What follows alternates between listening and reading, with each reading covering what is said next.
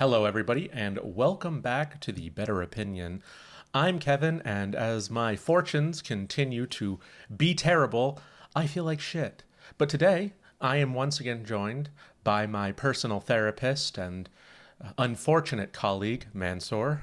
How are you doing today, Kevin? Terrible. Everything is bad. How are you? Therapists aren't supposed to talk about their feelings. You're not really a therapist. Well, I'm your therapist right now. Right now, Yeah, right? Yeah. Just Listen, I'm just trying to get my license. I'm hoping that this gets out there and they just give it to me without any instruction. without any instruction or education or anything. They just go, "Wow, you're doing a great job." Yeah, it's like I'm listening to you and I'm writing things down. Am I doing anything with what you tell me? I don't really know, but realistically, that's all therapists actually do. They just listen to you and make you feel like you're heard. I mean, I'll tell you, you can get some drugs. I can't. Well, that's psychiatry. Well, I can't prescribe them, but you can give them. I can give them to you. Not legally, but like now I have them, and who's going to stop me? Yeah, I suppose. Yeah. Anyway, we were talking a little bit before the start of this. Sorry, something just got like flew into my eye. We were talking about before the start of this. I was telling you about an event round on a Space Station 13 server called Vanderland. We've talked about it in past episodes. Yes. I administrate on it. And it made you mention MMOs. You said, isn't that sort of something that people like about MMOs? Yeah, what was your point there? Well, I really felt like talking about something massive today. So, right, massive. A massively... Massive. Yeah. Mathematically role-play RPG. It was like Wizard 101, right? Yeah. Same thing, really. But as you were talking, I was thinking to myself, well, he's kind of speaking to the allure of MMOs usually, which is like large interactions, rewards, and like you are role playing and right. You're rewarded for your role play and you're like having fun with your friends. I would say, I think sometimes when you talk about like Space Station 13, Space Station 14, like why does both of these games still have like I would say, I think the average population on Space Station 13 is somewhere between 1,000 and 2,000 at any given time, and on 14 is somewhere between a little under 1,000 to a little over 1,000, depending on the time of day. Why, right? And I think it's because there's a lot of people who actually get a lot of interest in that sort of role play, that role play interaction, that storytelling that happens in these games, and to some degree, I think that's what always, like you said, that's what people really liked about MMOs, right? Like, I think a lot of, MMOs have RP servers where people actually role play. Yeah. And while they're not the majority, those are definitely the people that probably stick with it the longest and the most. Yeah.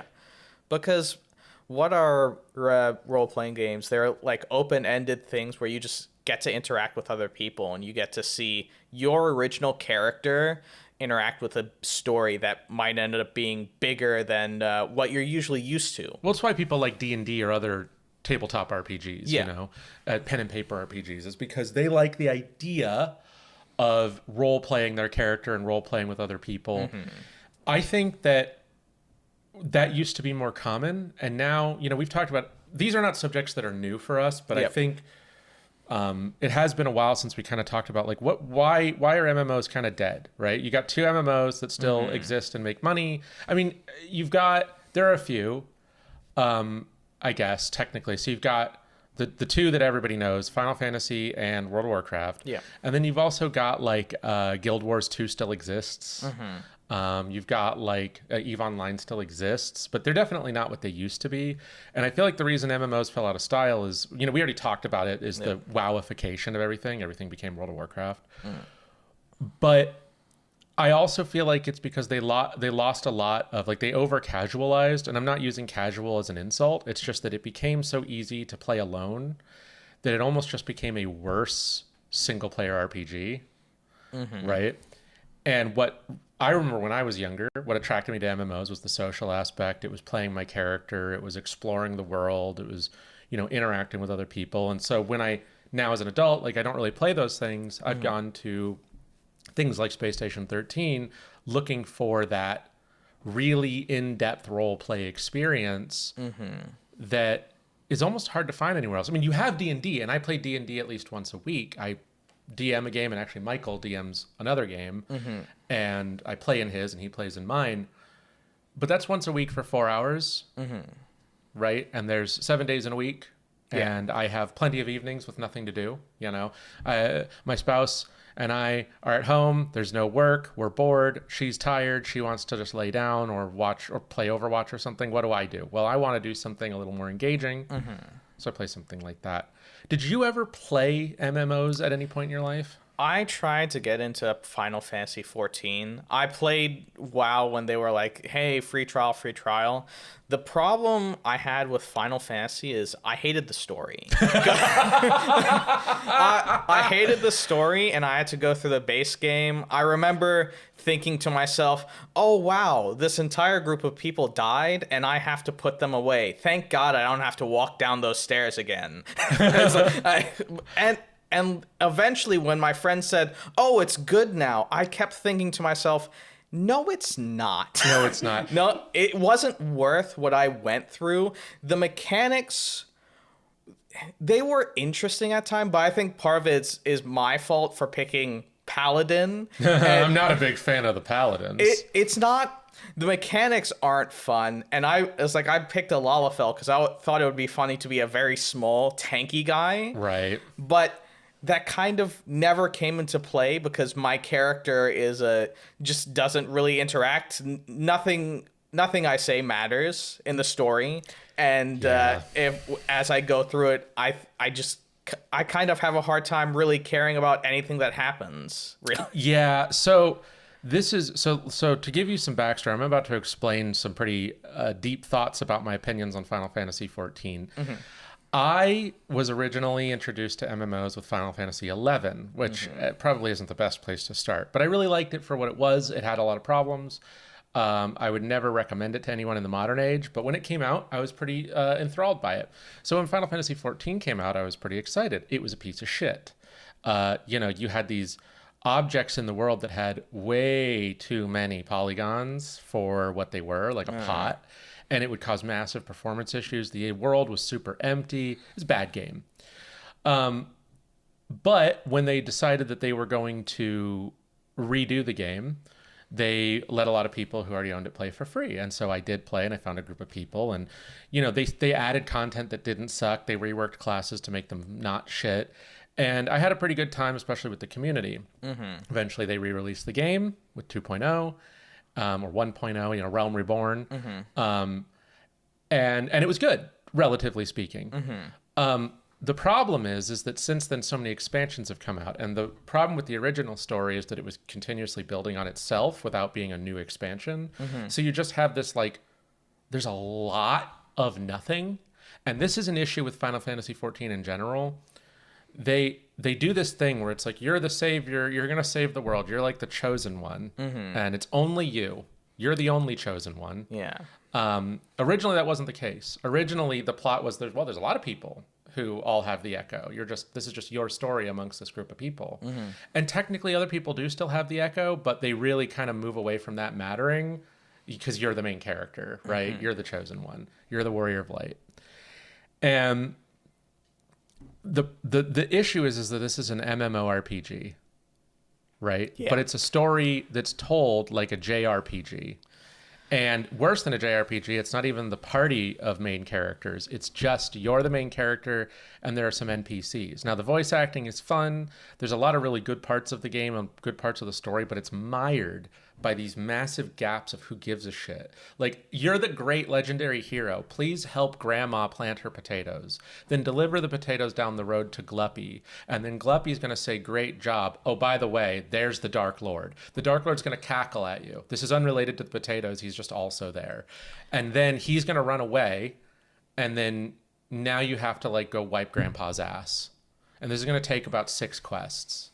And then you're going to get a dungeon where somehow a bunch of other guys who also have your same superpowers, but we're not going to address that, are going to join you to fight the Shadow King or whoever it is, La Habreja or whoever it is in this expansion. So this is like a constant issue, but all you ever hear is praise. The reason is because the people who are obsessed with the game really mentally play down the bad parts and really mentally play up the good parts. And that's okay. Everybody's entitled to their taste. But when you are critical, they This happened with our editor who edits like, my gaming channel, this podcast. He used to raid in that game, and he's told me like, yeah, I used to like have that knee-jerk reaction to your criticisms until I really thought about it and realized I liked the game for the way I engaged with it, and so I was playing down the bad and playing up the good. But your criticism isn't that the good isn't good; it's that the bad is really bad. Yeah, because here's the thing: eventually when I get to raiding, it is kind of fun to be able to get multiple groups of people and tank it. But I'm playing Paladin, so that kind of gets old very fast. Mm-hmm. But it is more fun than delivering a letter to 5 different people in 5 different regions, because in something that could have been a cutscene. I'll be honest. I don't know why I'm spending 20 minutes going from place to place. My only guess is that someone who designed the quest thought that based on where it was in the story, it was to help you see different areas and know how to access them. But because the game is so centered around the main story, I never went to any zone that the main quest didn't tell me to go to. So even if you introduce me to 5 different zones, until the main storyline takes me there, I'm never going to do anything there. The funny thing is, my friends kind of cringe at that. I eventually got to the point where I only use middle click to move. I use the automatic running, look at a different monitor. I do it for everything. Everything as like I only move that way, and I move the camera. I don't, because that is pretty bad. Because like most of the game felt like just running from place to place. That's what it was. That's what it is. And then you get a dungeon. You do it once. You finish the quest. What most people do. Here's the thing. They changed it eventually so that the main story will always give you enough XP to level up to continue the story. There was a point at which that wasn't the case. And they drop you in a hub with the expectation that you do side quests. But that's not what people would do. They would go grind dungeons using the dungeon finder until they were a high enough level. Because nobody wants to do like Grimby's secret adventure or like wipe grandpa's ass, like I mentioned. Like nobody wants to do those quests. Yeah. So the only time they do those quests is when they're part of the main story, which they do. And I remember in Endwalker, I got really irritated because I loved Shadowbringers. I felt it was like the best one that had the least bullshit and the most interesting stuff. And I remember at one point they introduce you to these fucking rabbits that are like immortal rabbits that work for the goddess herself to try to make a spaceship that's like a Noah's Ark to take all the people off of the doomed planet. And you're introduced to them. And I mean, this is like hyper advanced technology made by these rabbits. And they're all just like kind of stupid. And you're like running their dumb errands, like get them carrots and crap like that. And I'm like, the apocalypse is here. I just feel like I could be doing literally anything else than this, but you've decided you needed to pad out the storyline. So I'm like helping them choose what clothes to wear and helping them get pudding and like harvesting carrots. Yeah. Which you've literally made a servant race whose sole purpose is to do these tasks, and you're making me do those tasks rather than I don't know, killing demons or something, like anything else. I feel like that's constantly an issue. Even when I tried World of Warcraft, it's always like, it feels like at the beginning, yeah, they're teaching me mechanics, how to like drag this letter here, but eventually it's gotta stop. Listen, I am no World of Warcraft simp. I have criticized that game. I don't think I like where it's gone. And I have problems with the way it used to be. But there's a reason it was so popular. And because Vanilla WoW, for all its faults, had a really good way of making you feel like a person in the world. And you weren't the guy. You were a guy. And you may be the hero of this quest you just did, but you are not the hero. That changed, right? You became the guy. But for most of Vanilla WoW, even when the world was saved, when you kill Ragnaros or kill Deathwing, it's not this guy did this. It's this guy and a band of heroes, right? Like the game acknowledges that it's like you and 39 other dudes saved the world. And it's not because you're the chosen one. It's because you just stepped up. I think the problem was always that, for one, it's a paid service. And when I was eventually playing it, I was thinking to myself, I only have so much time to get fun out of this game.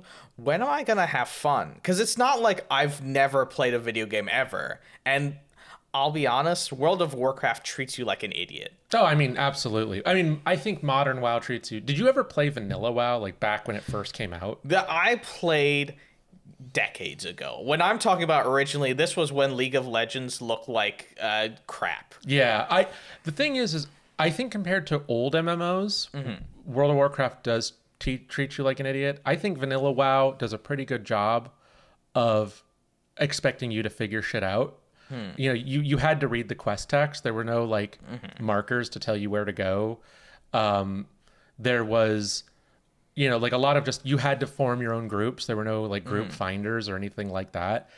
And I think to some degree, you know, in the beginning, it kind of treated you like an idiot, but I think that there was something in older MMOs that is gone, which is a level of figuring it out yourself. And the truth is most games are solved. MMOs are solved. We live in an era now where everything, you know, the second a game launches, there's a wiki that's been data mined to tell you everything. And people are contributing to it constantly day one because they want to be the one who added the article that found, like, you know, the latest Souls game came out. And I found this dagger that's description is that the Grungy attempted the abyss, but after she died, the goddess smiled, and then a laugh track plays. You know, that's like the description of this dagger for some reason, and so they want to be the one who adds that to the wiki. Yeah, it seems like that's the difficulty for some developers, is that how do you make it so your game is not immediately solved, and then whenever a new player comes, everyone just expects, well, why aren't you doing the optimal stuff? Right. It was like you would just do the optimal stuff to like get the furthest. And that's what makes something like when I'm playing on Vanderland, right? So like I've been administrating lately, and one of the big pushes as administrators that people who own it have said is like, I want people to play less optimally and focus more on the story. So like it's okay if like the story leads you to like getting good stuff, but if the first thing you do is like round start, you go buy the best equipment from the blacksmith, and then you immediately start like hunting antagonists, like we don't want that, you know? At the same time, if you're bandits, there was a problem for a while where bandits would, you know, they'd solved the game. They knew that the best way to get money, bandits are rewarded with an out-of-game currency called triumphs when they offer money to their evil god. And so what's the fastest way to get money? Well, it's low pop, so there aren't many guards. I'm going to rush into town, rush to the keep, break into the steward's office, break into the nerve master, which controls the banking system, give myself all the money, run back to camp, earn my triumphs, right? So that was made against the rules. It's like, why would you know to do that? You're just a bandit in the woods. Why would you... And doing that round start ruins the game for everyone else because now there's no money in the bank. Yeah. So that just became like a rule that you cannot break into the vault or the nerve master before the 30-minute mark. I think the problem is the incentive towards games is mostly towards success, like private master, sergeant master, getting that level up. Yeah. Master, sergeant, shooter person. So instead of playing the game to like have fun playing the game, you're playing the game to get master, sergeant or something.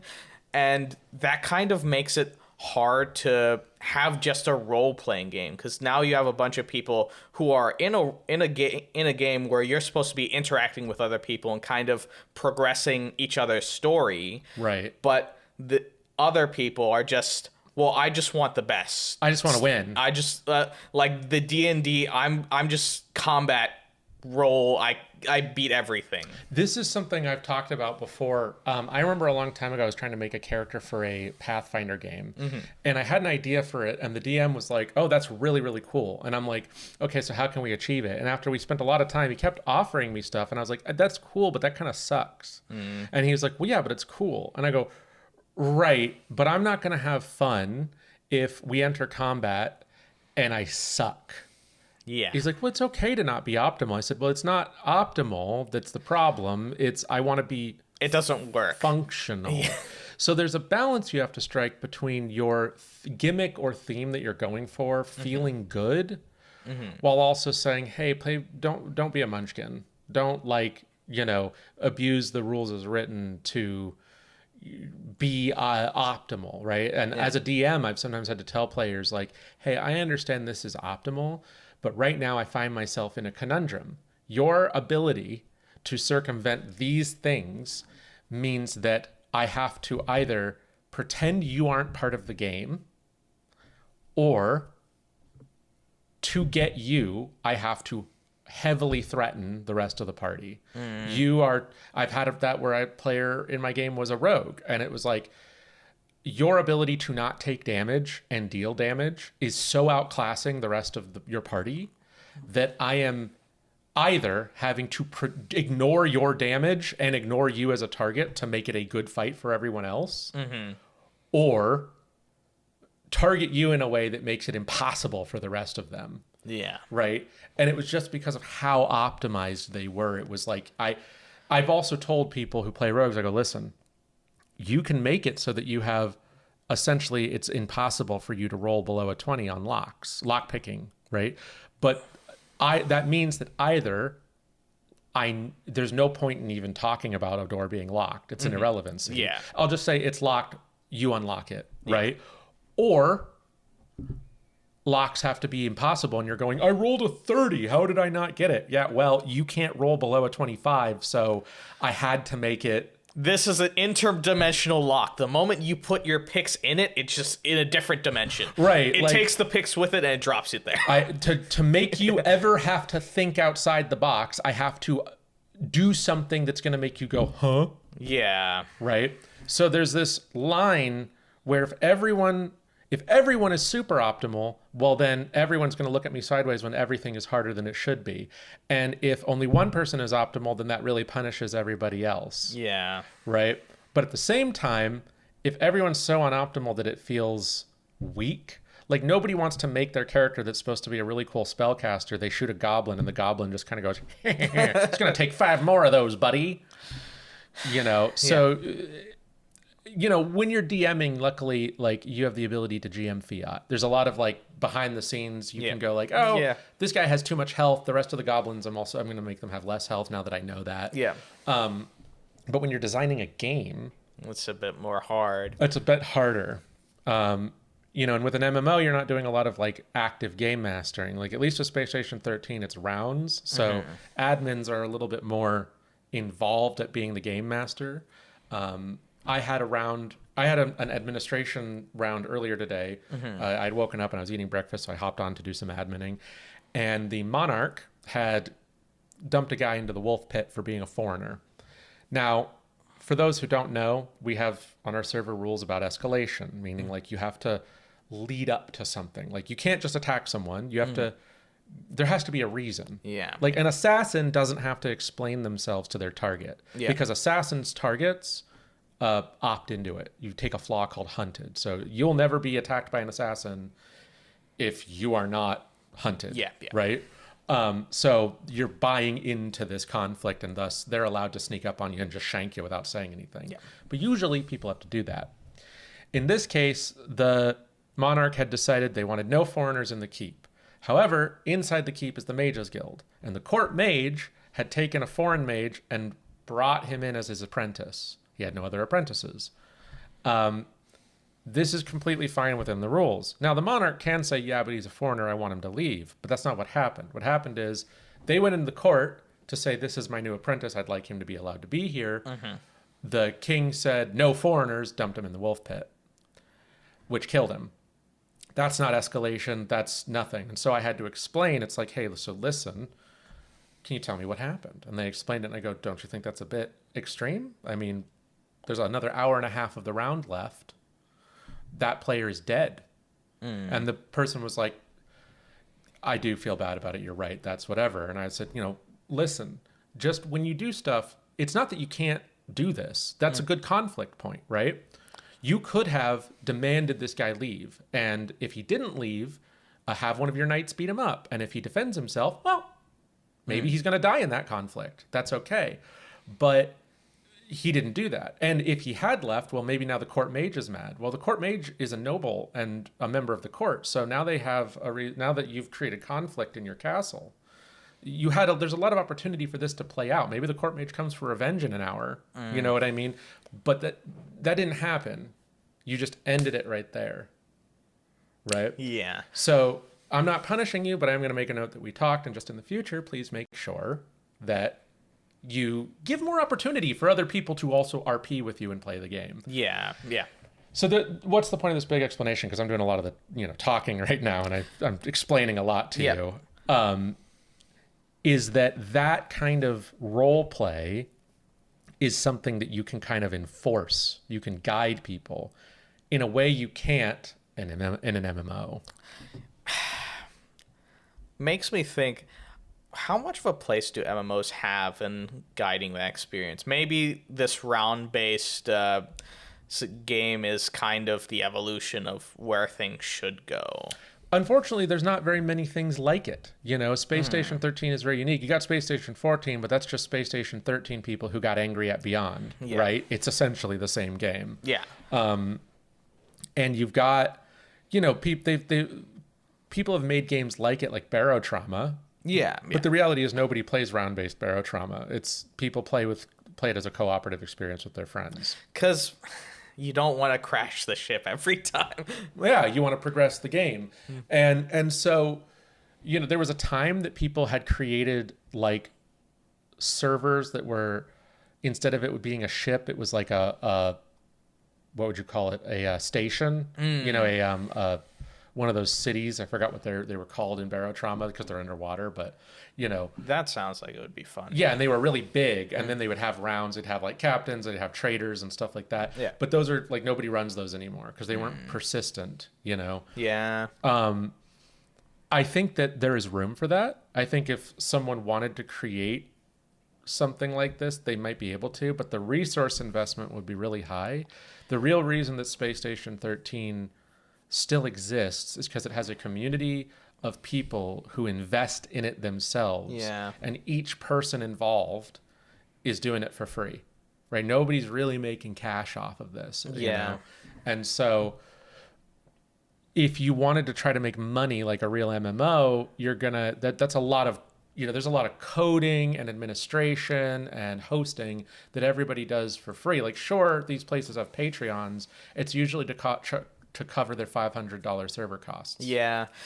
And people don't really like the idea of subscription-based memberships anymore. That's kind of an outdated concept that Final Fantasy XIV still has. I don't know if World of Warcraft has this. It does. Because most kids these days, they play Fortnite. And as much as like maybe you might not care, companies care. Yeah. No, they do. And I mean, I think there's generally more money to be made in the freemium space. That's why Roblox is so big. Mm-hmm. I don't like that because it ends up being very exploitative with its pricing. Yes. But I think it would be hard. I think it is hard to charge a monthly fee. But I don't know. I think if you brought something good to the table, it wouldn't be hard. It's just balancing the cost versus the income. I don't really know what the back end of these games is. I don't know how much operating costs are versus profit. I would have to, I'm sure that data exists somewhere, but I've never seen it. Honestly, I think it would be better to just have server code and license it out, and then people. Maybe. I don't know what the solution is. I definitely think we live in a different age, and I keep seeing companies make the same mistake. You remember that Dune game came out recently? Yeah. And it seemed really cool, but they were expecting people to want to engage with their shit PvP, and the shit PvP sucked. So what happens is that you get to the point in the game where to progress in your survival craft resource gathering, you have to go to the PvP zone. And the PvP zone consisted of people ramming their ships into each other. And like all people did was fly around in their ornithopters. And as soon as your ornithopter crashed, you were basically dead. So what was the fucking point? You never did the spice harvesting from the movie. Why would you? It's too dangerous. Nobody did anything, right? And so the game's dying very quickly. And it was really popular at first. And it's because at its base level, the idea of an MMO survival craft, building a base together, being in the sands, running from the worms, it's all pretty fun, even if not particularly deep. Yeah, but it always feels like when people make games like these, it's more of a shell. Because why is it Dune? Let's be honest. It's Dune because Dune's popular. I don't really think they were particularly interested in making a Dune game. They just had a game idea, and then they slapped Dune on the cover. Yeah, you could remove Dune and probably actually make it less dumb, because I'll be honest, the story is the story is really good after you've played the game almost to completion, because the main story is you just going between these caves where you hallucinate a Fremen woman speaking in Arabic, or the version of Arabic that the Fremen speak, right? Or maybe I don't remember which language it was that they speak. I think it's Arabic, but she just says the same shit over and over, and it's meant to sound really spiritual. And then at the end of it, they're like, "This is a stick that you use for harvesting. It's not spiritual. It's a piece of technology, but you had to hallucinate to learn about it." You know what I mean? Like they give you this big spiritual journey because you huffed drugs verbatim. I'm not like being facetious. Spice is a drug. You huff it, and then you hallucinate a woman telling you about, as if she is teaching someone else about their spiritual beliefs. And then at the end of it, you get a blueprint for just like a survival stick. Because the problem is you're not Paul Atreides. You're not. And you're not Paul Atreides, and the story of Dune already happened. It would be more interesting if you were doing the second part, where you're like the second book, where you're actually disillusioned. You're going off. Well, this is an alternate storyline where Paul was never born. Yeah, and you want to know why the story gets good after you've played it out a ton? It's because then it stops being about the Fremen, and you go actually like follow the politics. So all of a sudden it's like, oh, I'm burnt out from the game because I've just been like going into these caves and this woman's been saying Bila Kaifa at me every 5 seconds. But now I'm meeting some guy and I'm getting involved in espionage, and now I understand. Now I'm starting to finally find out what that woman during the intro cutscene was doing and why me. Now I'm finally understanding why I'm here, only after having played the game so much that I don't want to play anymore. Yes. This is the perfect place to hook the player. Now we'll hook you in at the end. Yeah. and on top of that, they've got classes, but it's really just like you've got these small shitty trees for like, I won't even consider one of them a class, but technically 5 classes. I feel like classes are horned into everything for no good reason other than we need to have classes. Let me ask you something. Swordsman and soldier. That sounds like a class. Those sounds like classes, right? They sound so similar. Sure. But soldier uses guns and swordsman uses swords, right? I guess, yeah. Right. So that sounds like a class. Yeah. I mean, it's very simplistic, but it's a class, right? Yeah. These are different. What about Bene Gesserit? They use knives? Yeah, and they also yell at you. And you, for some reason, are not a Bene Gesserit, but you have Bene Gesserit training. And you have a spiritual woman telling you Bila Kaifa, so you're not a Bene Gesserit, but you've been trained to use the voice like a Bene Gesserit. And you can be a man or a woman. Yeah. All right. So now let me ask you something. So that's another class. What do you think about the class Mentat? You've already mentioned this before. You're a calculator. It's like you're a TI-84. Yeah. What happened is that someone said we need to have classes, and then a person said, "How the fuck do I make classes in Dune?" And then they're like, "Well, okay, we'll make like a sword guy and a gun guy and maybe like a turret and poison guy." And then they're like, no, these need to be like referenced like they were in the movies, right? So like the swordsman has to be like the sword guys from the movies, and like you should add the Bene Gesserit. Well, that's like a religion. No, that should be a class. People want to be that. And okay, well, we got this turret guy. He like has a turret and he can like throw poison grenades. Make that also about the movie. Well, how do I do that? Call it a Mentat. That's the thing in the movie.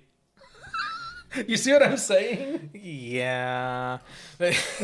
You can just see you can imagine the guy who had to do this kind of like going, yeah.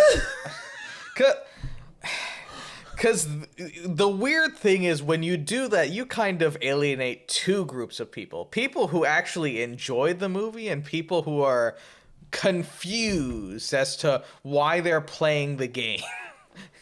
The worst part is that because you don't even choose a class, you just choose a class that starts unlocked. So you can eventually unlock all of them and then just mix and match. So it's like, what's even the point of any of this? And on top of that, you're mixing and matching so limited because you get 3 passive skills and 3 active skills. So every class has like 4 or 5 active skills.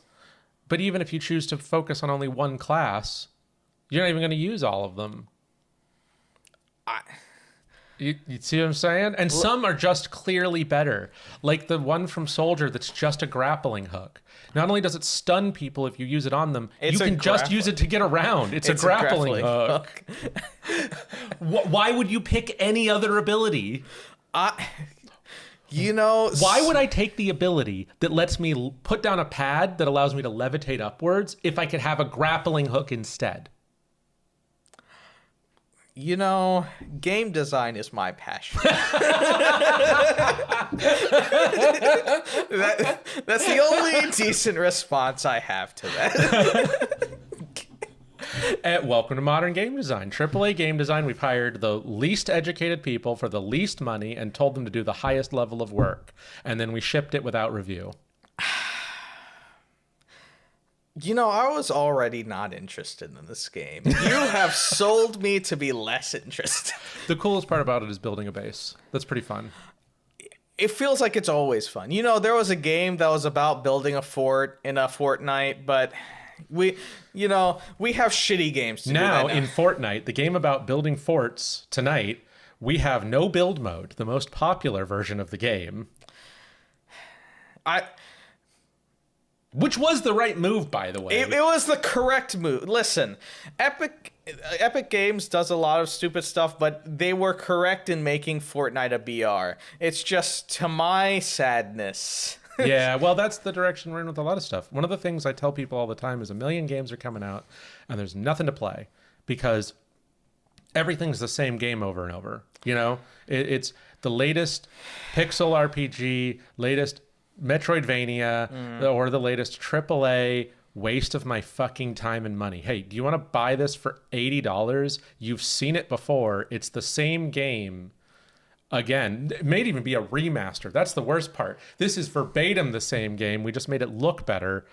$80. Or you can buy the Ultra Mega Edition that comes with a personalized low quality butt plug for $120. And you get a box with no game in it. And you get a box with no game, but it does have the bad butt plug. And you don't get the game, by the way. You don't the game's not included. The game is not I don't know what they were thinking with that. Well, they were thinking people are idiots and they're going to buy it, and they were right.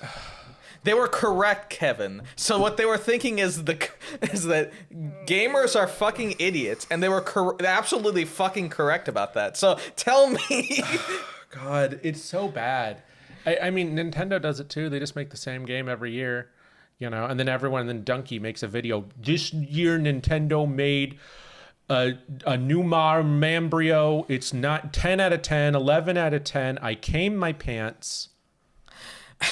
Yeah. Well, yeah. What is Donkey? Listen, Donkey Kong looks like it's fun, but it looks like it's just Mario Odyssey, but Donkey Kong. And correct. Nintendo ran out of ideas a long time ago. Their idea is Mario, things tangential to Mario, and Pokemon poor, low quality, bad.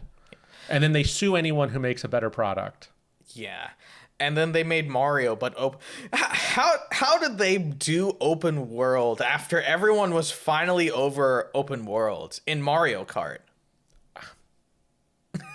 I got nothing. How'd they do it? I don't know. Well, they're Nintendo, and there are people who will continue to buy Nintendo products no matter how repetitious, mediocre, or generally not worth it they are.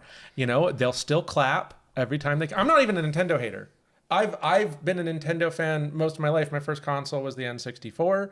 I mean, that was the first one I owned. It wasn't the first one I ever played because my sister owned a Super Nintendo, but I owned an N64. Well, here's the thing.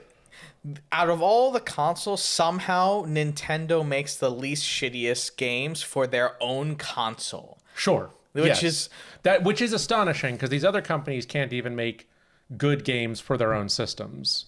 Yeah, that is one good thing they have going for them. Everything else is shit. Somehow they're releasing the Virtual Boy again. You know what? Somehow. This is a good point, though. Now that I think about it, I'm sitting here shitting on Nintendo, but they're all doing it. When I look at a Nintendo product, a Sony product, or a Microsoft product, my first thought is, well, there's no way that's good. Yeah. Every time it's like, there's no way that's good. Like, it's got to be shit, right? Like, I don't buy their products anymore. Someone's like, oh, did you see about the new blank coming out? I said, nope, and I don't want to because I know it's going to be bad.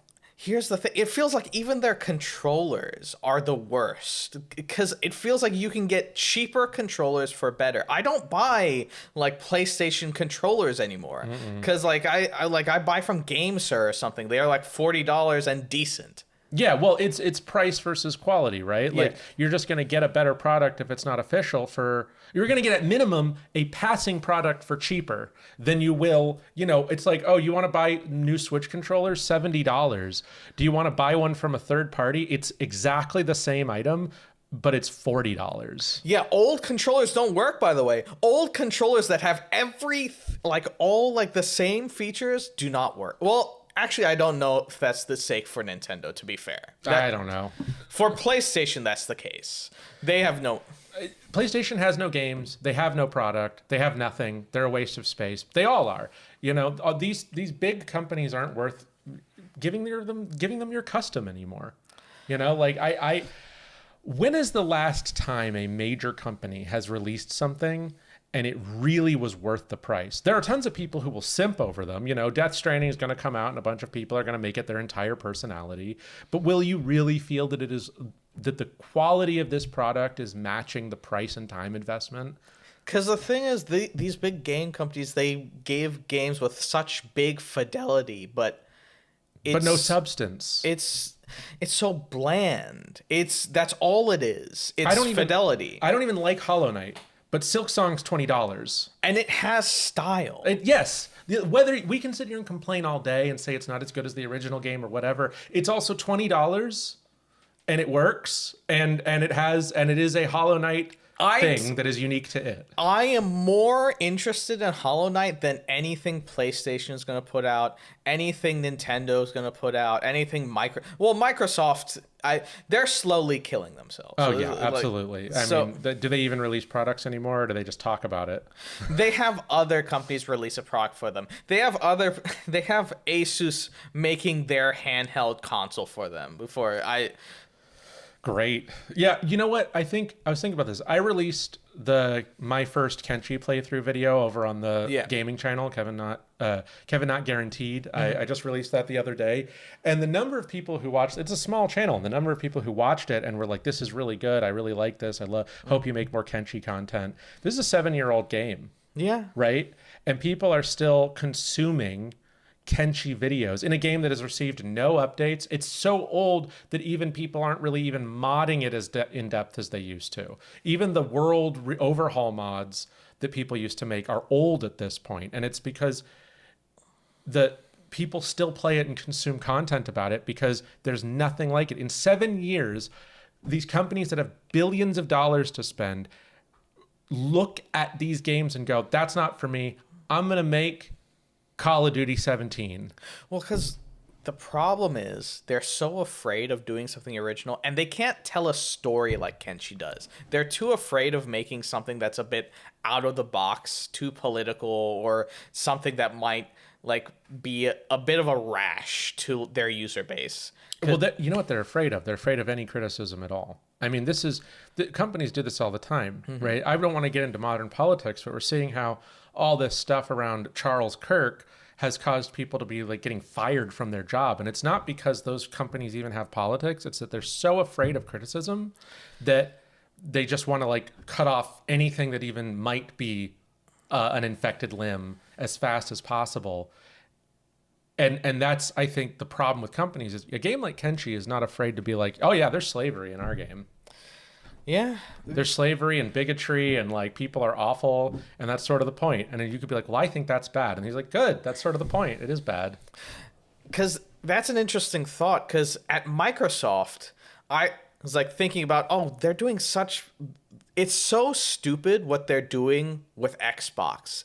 Then hearing it from perspective, Xbox is such a small part of Microsoft that they don't care. They don't care to make any risks with it. Yeah. Because they don't care about Xbox as a product. It doesn't make enough money for them. And I think that's part of the problem. That's kind of why Microsoft is eventually going to die, because eventually they're going to have one thing. Well, this is what all of these companies, this is the problem. We can wrap this back to what we were discussing. Yeah. What makes these role play centric games work? It's because the goal isn't money. The goal isn't reputation. The goal is, I really like this thing and I want to see it succeed. So I'm going to program for it. I'm going to administrate it. I'm going to do things because I want it to run. Right? Yeah. And you're never going to see that from a company because their end goal isn't creating this thing they have a vision about. One guy and his sister get together and made Kenshi. Why? They had a passion for doing it. If you're offended, that's not a them problem. They don't really care because their goal is to make what they made.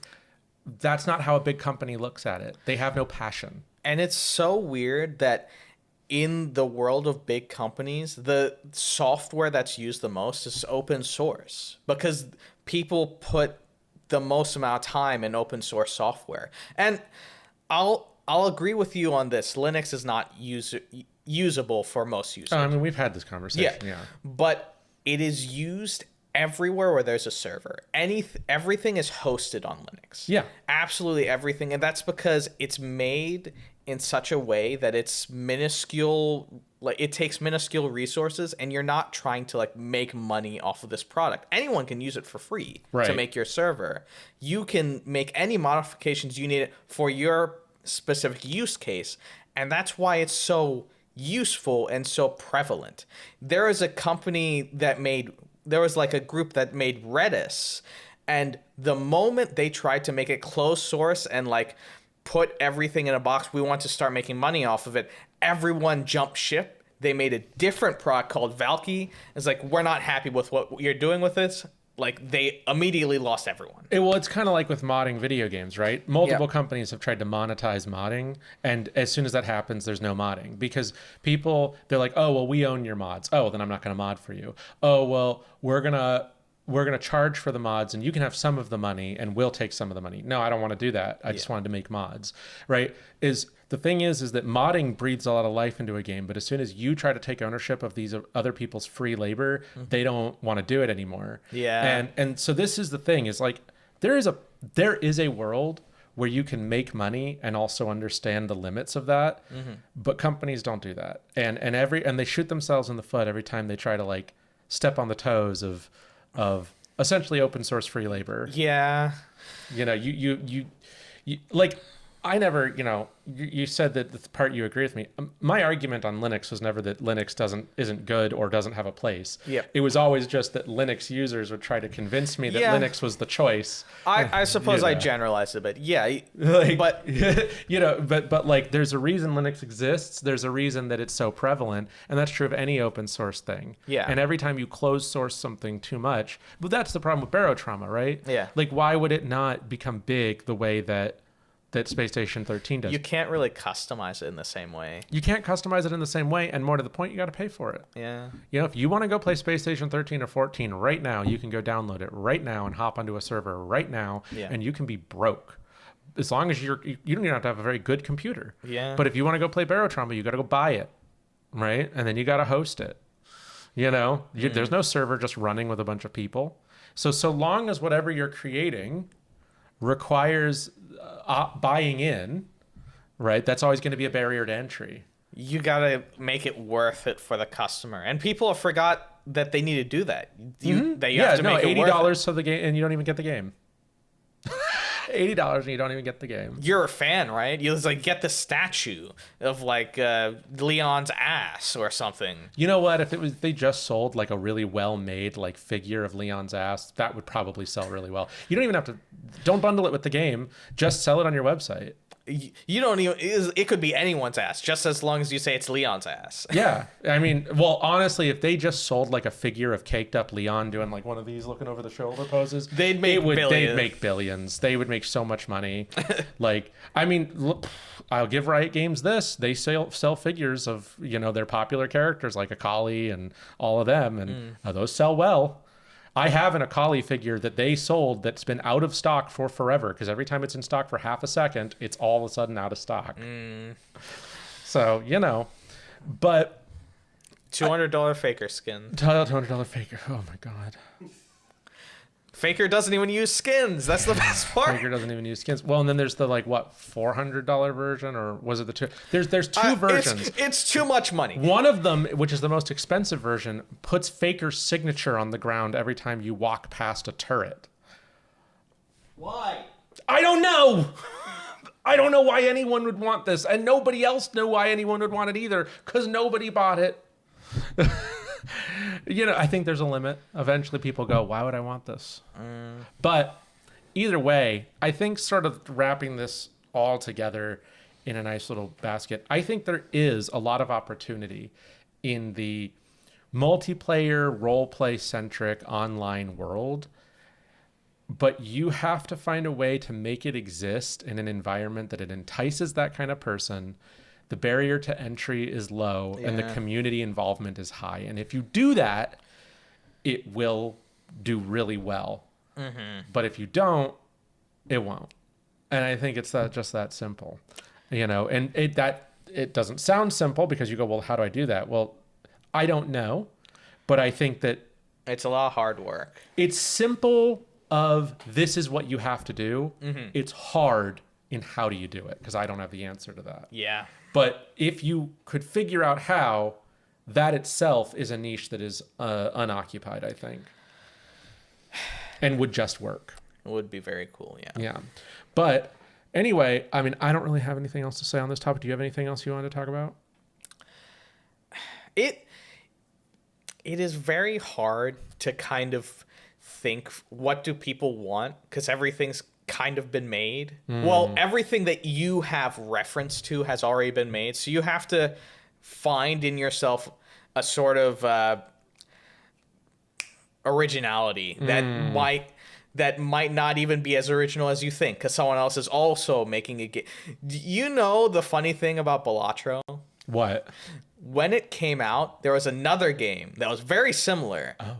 It was just for blackjack, and the guy felt the Balatro dev felt so bad because it wasn't even a copy. They just happened to be making a very similar game at the same time, so he was like, "Hey, please check this game out as well," which was very nice of him. But it's funny how that works out. You might have the most original idea ever and just get unlucky that someone else also had the most original idea ever. Yeah, they say nothing's truly original anymore, and I don't think anything ever is. Yeah, because I think that everything is building off of something else. Yes. You grow up, your brain is malleable and rubbery, you're a little child, you know nothing, and then someone teaches you things, and you may come up with something that doesn't currently exist, but it is sparked by something else that does exist, because otherwise you wouldn't have known to think along those lines, right? It's like if you program something, you may program something original, but you're using a programming that doesn't, that already exists. I'm going to invent my own programming language. Okay, fine, but you're doing so off of understanding that how other programming languages work, because you wanted to program something new because you knew what those other ones didn't do.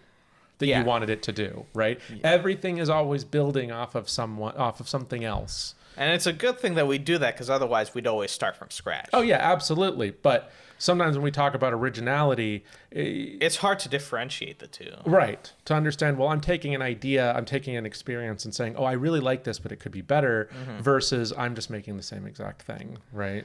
Yeah. Or trying to be original, and then you're like, what? How is this original? You're just doing it. It's like every horror game. Right? Every horror game is just like the same thing. You're insane. Turned out you were crazy. There were no monsters. You just have mental illness. Isn't that scary? It is pretty scary. I mean, mental illness is scary, but not in the way that the game is trying to portray it. Not in a profound or interesting way. Like, I don't want dementia. That's crazy. I don't, like, I don't want to have hallucinations, but like, that's not scary because monsters are scary. That's just scary because like, that's sad. Yeah. I didn't end this going, wow, what a profound and interesting experience. What a deep way to talk about mental illness. I go, wow, daring today, aren't we? Well, the weird thing about mental illness is it's only mental illness because no one else has it. Well, very few people you interact with have the same experience. So you're just an odd one out. True. I mean, to some degree, it's also mental illness because you're ill. Because I think if everyone had dementia, we wouldn't have a world of dementia. We'd just have no world. That would be a very interesting. I don't think it would be very functional. But all right, well, I have nothing really else to say on this subject. If you're good, I'm fine, I hope everyone else enjoyed this. If you have any comments about our discussion about roleplay, MMOs, or why Nintendo sucks, let us know in the comments below. And also just email Nintendo. Call them cuckolds, you know? Yeah. Maybe report them for some fraud if you can figure out if they've done any, which they probably have. But either way, thank you so much for watching, and we'll see you next time. Yeah, I gotta get some drugs for Kevin to get my psychiatry license. That's true. Yeah, I'm gonna need that. Yeah. But anyway, see you guys. Oh, and call me bored, please. I need it. I need the license.